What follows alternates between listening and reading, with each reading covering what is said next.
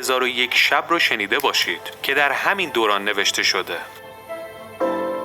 1001 شب یک سری داستانه، اما داستان اصلی اینجوریه که یک پادشاه ایرانی به نام شهریار ازدواج میکنه، اما زنش بهش خیانت میکنه. برای همین شهریار شمشیرش رو میکشه و زنش رو میکشه.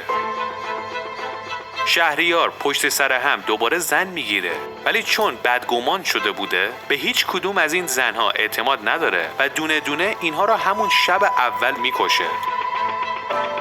اما یک بار یک زن جدید میگیره به نام شهرزاد. شهرزاد خبر داشت که شهریار زنا رو میکشه. برای همین همون شب اول قبل از اینکه شهریار بکشتش یک داستانی رو برای شهریار تعریف میکنه و یک جای حساسش میسته و میگه بقیه‌شو فردا تعریف میکنم. داستان جای حساس بوده و شهریار میگه باشه و شهرزاد رو نمیکشه که بقیه داستان رو بفهمه.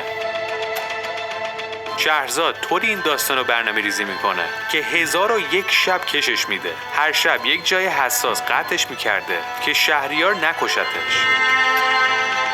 بعد از این مدت شهریار دیگه عاشق شهرزاد میشه و نمیکشتش.